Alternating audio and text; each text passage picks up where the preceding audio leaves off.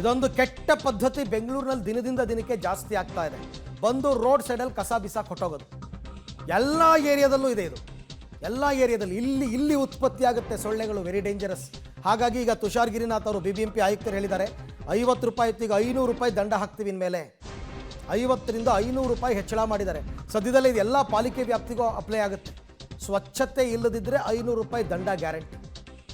ಸದ್ಯದಲ್ಲೇ ಇದೆಲ್ಲ ಪಾಲಿಕೆಗೂ ಅನ್ವಯ ಆಗುತ್ತೆ ಅಂತ. ಇದು ಕೂಡ ನೋಡಿ, ನಿಮ್ಮ ಸರೌಂಡಿಂಗನ್ನು ಶುಚಿಯಾಗಿ ಇಟ್ಕೊಳ್ಳದೆ ಇದ್ದರೆ ನಿಮಗೆ ಅದರಿಂದ ತೊಂದರೆ, ನಿಮಗೆ ತೊಂದರೆ. ಜನರದು ಕೆಟ್ಟ ಬುದ್ಧಿ, ಒಂದು ಕವರಲ್ಲಿ ತುಂಬ್ಕೊಂಬರೋದು, ಬೈಕಲ್ಲಿ ಬಿಸಾಕ್ಬಿಟ್ಟು ಹೋಗ್ತಾ ಇರೋದು. ಅಥವಾ ಅರ್ಲಿ ಮಾರ್ನಿಂಗ್ ಯಾರೂ ನೋಡಲ್ಲ ಅಂತ ಬೆಳಗಿನ ಜಾವ 4 ಗಂಟೆ 5 ಗಂಟೆಗೆ ಬಂದು ಕಸ ಹಾಕ್ಬಿಟ್ಟು ಹೋಗೋದು. ಇವೆಲ್ಲ ಮಾಡ್ತಾರೆ ಬೆಂಗಳೂರಲ್ಲಿ, ಎಲ್ಲ ಏರಿಯಾದಲ್ಲೂ ಮಾಡ್ತಾರೆ. ಇದರಿಂದನೇ ರೋಗಗಳು ಉತ್ಪತ್ತಿ ಆಗ್ತಾ ಇರೋದು.